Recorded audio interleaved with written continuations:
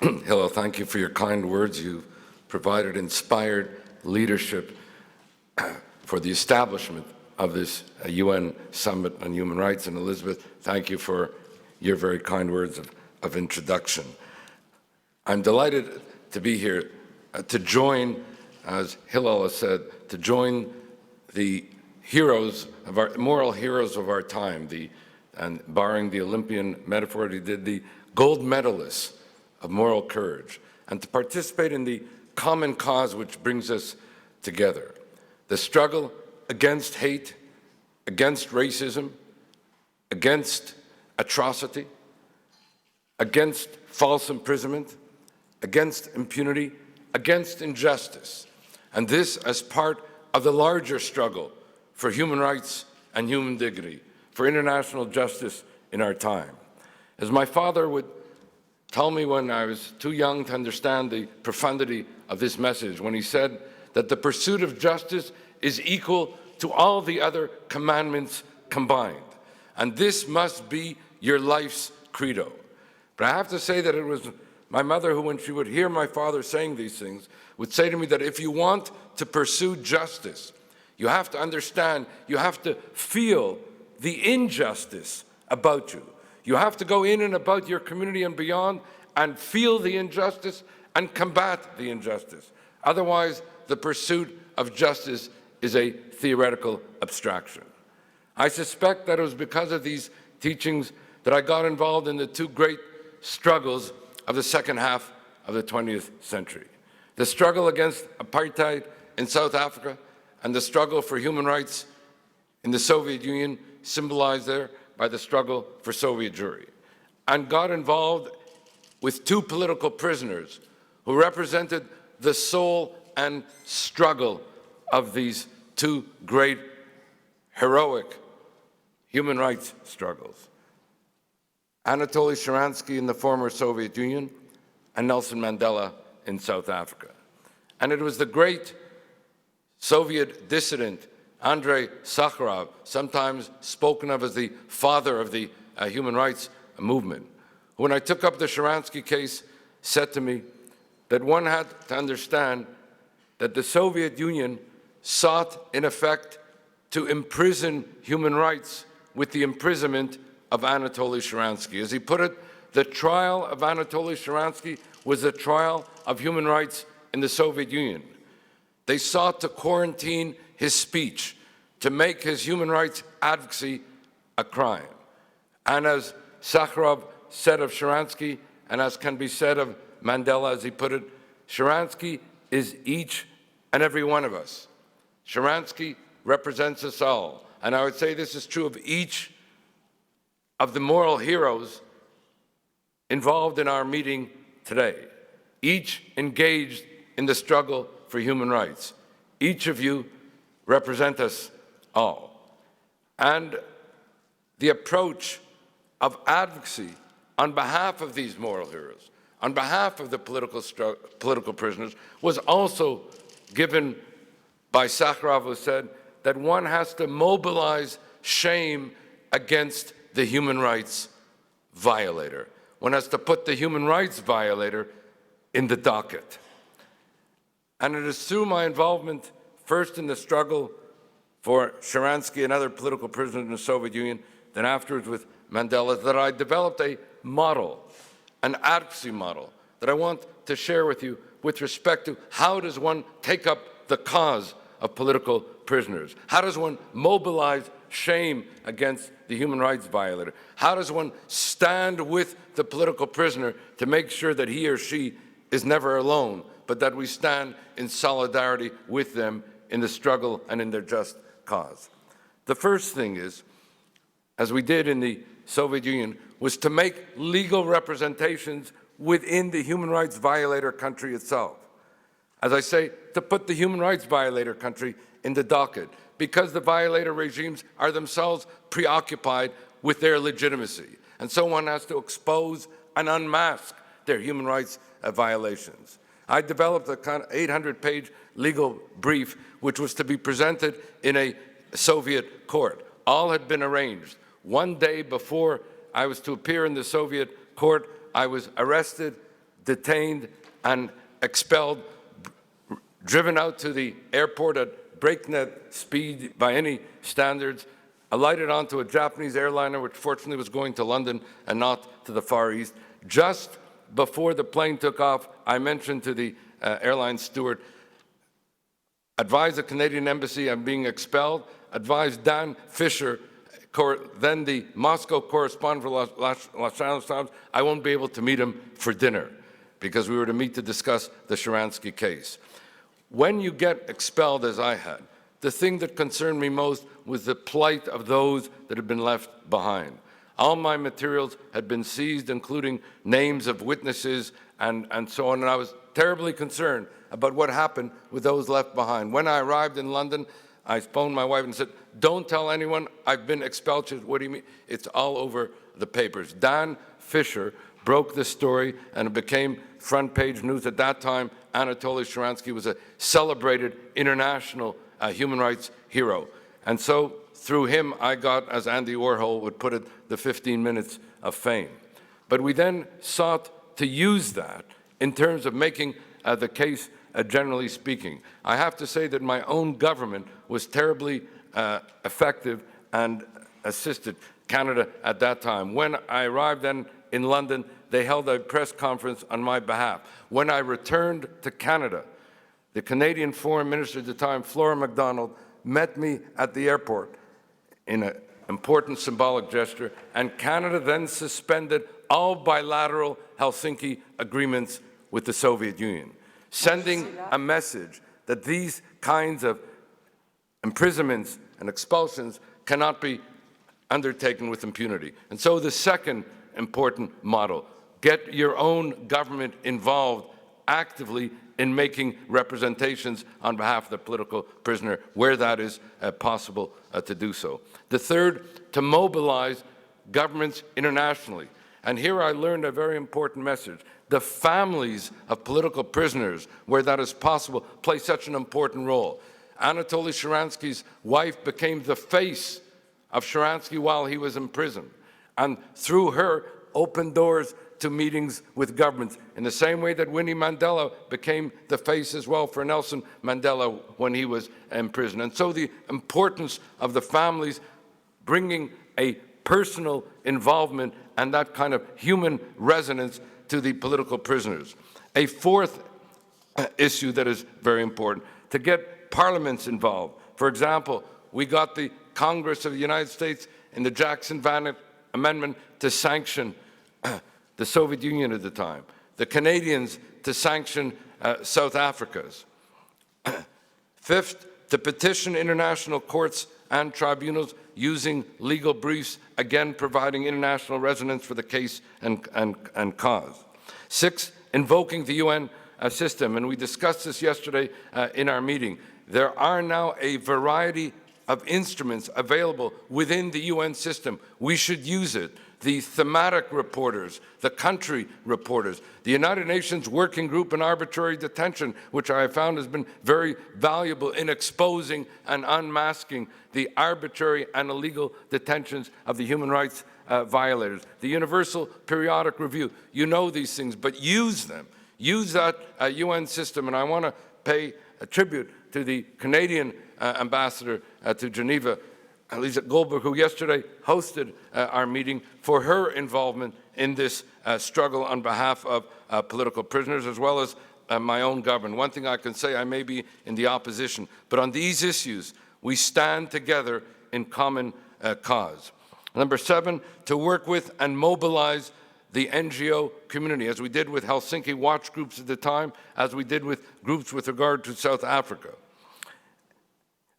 8, to mobilize and develop a critical mass of civil society advocacy, women, students, scientists, academic, trade unions, legal community, and the like, a critical mass of civil society advocacy. Have each of them engage with their counterparts in the human rights violator community in order to create that critical mass of advocacy.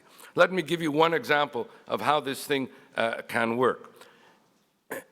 In 1986, after Sharansky was released and shortly thereafter, I had occasion to meet with Gorbachev, then the president of the Soviet Union. I was always wondering what role he played in Sharansky's release. And he said to me something very interesting, which I think is a lesson that would apply for all of us in our struggles for human rights and in defense of political prisoners. He said, you know, you may not believe this, but I had never heard of Sharansky while he was in prison.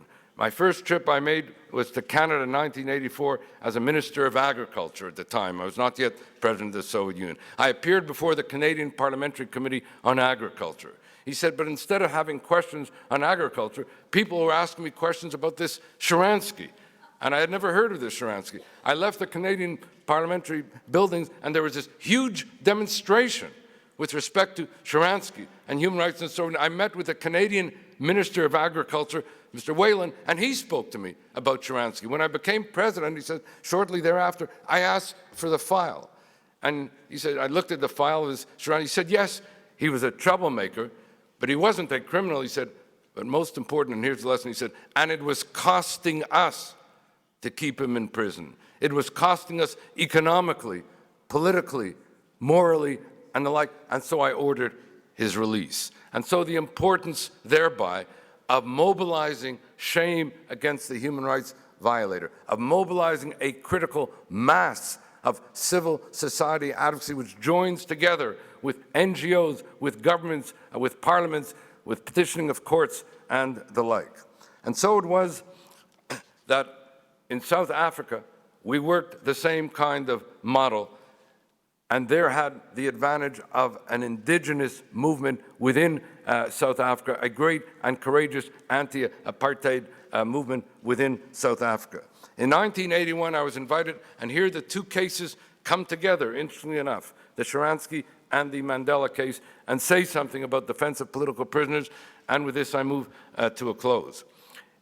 In 1981, I was invited to be a guest of the anti-apartheid movement in South Africa, invited to give a lecture at the University of Witwatersrand on the topic, if Sharansky, who was then in prison, why not Mandela? Problem was that Mandela was a banned person. The mere mention of his name could subject you to a criminal offense. But the courageous union of South African students nonetheless wanted to go ahead with that topic. After I gave my talk, I was again detained. My young children at the time began to think of their dad, as I understood it later, as they shared with me, as being a criminal within a short period of time, arrests in South Africa, arrests in the Soviet Union.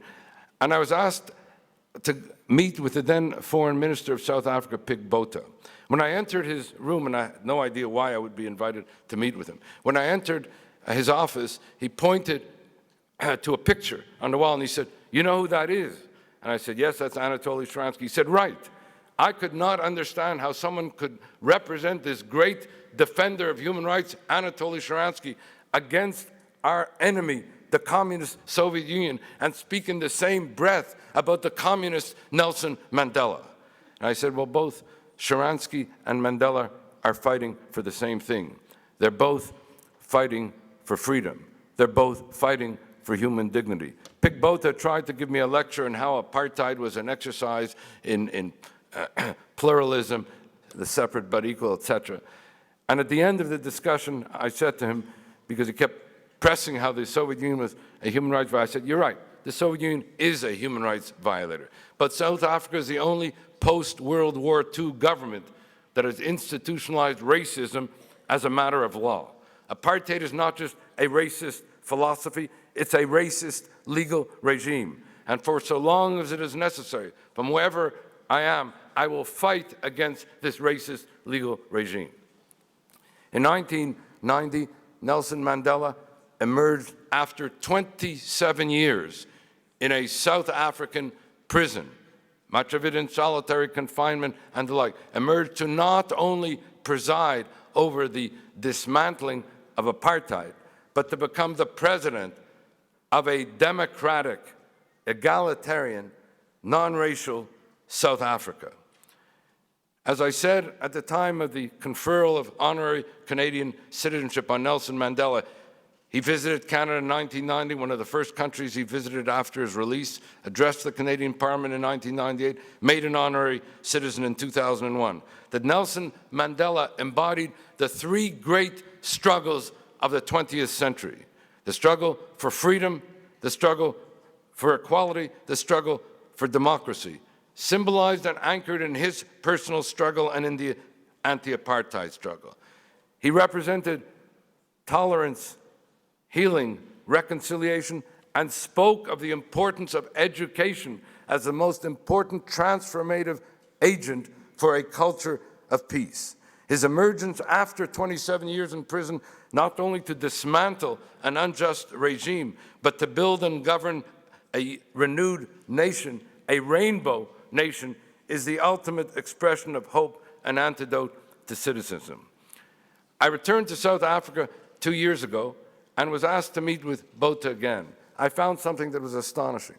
Botha revealed to me that he had become the first South African minister to call for Mandela's release, that he had become a minister in Mandela's government, that he had become a member of the African National Congress.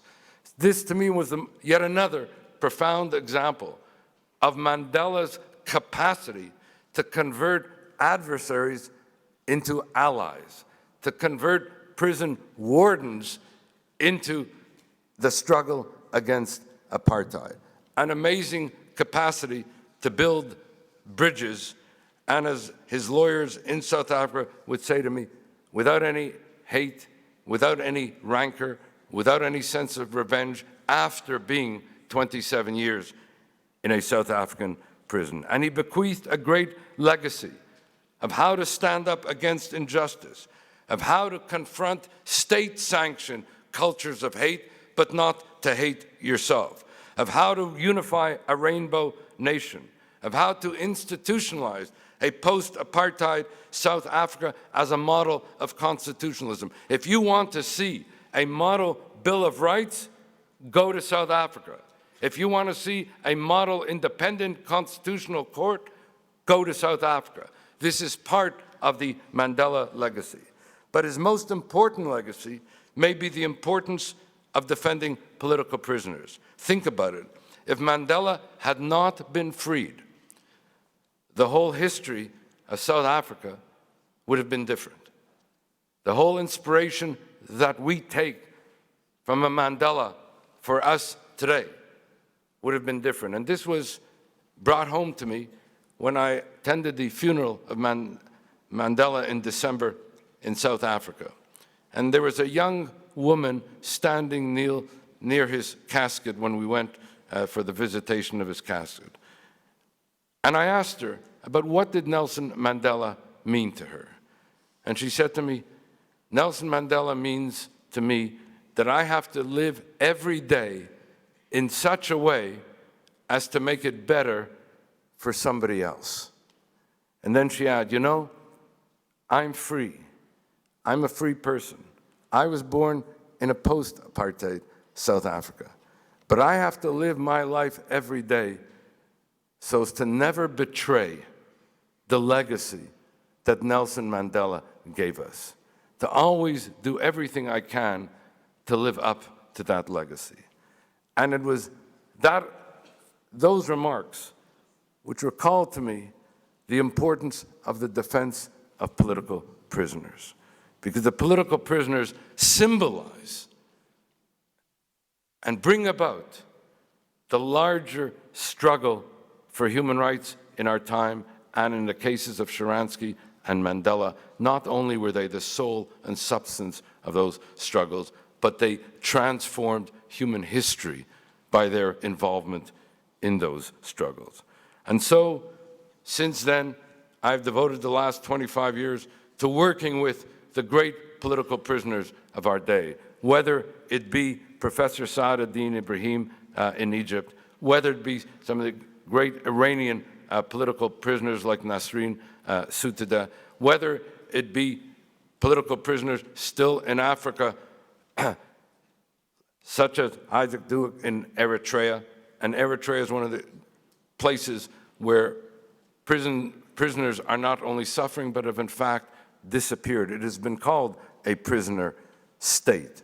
And so it's our responsibility at this point, as I've learned from the work with political prisoners, and as Mandela's life has taught us, to speak on behalf of those who cannot be heard, to testify on behalf of those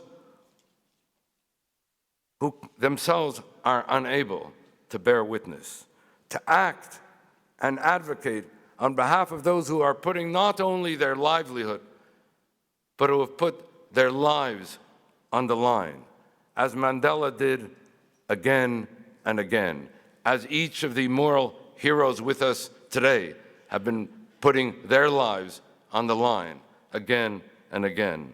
And as Martin Luther King Jr. so eloquently said, and as the political prisoners in their struggles have proven, and I quote, "At the end of the day, the arc of the universe will bend towards justice, and we can come out of the shadows of darkness into the torch of freedom, inspired by these great moral heroes of our time." Thank you.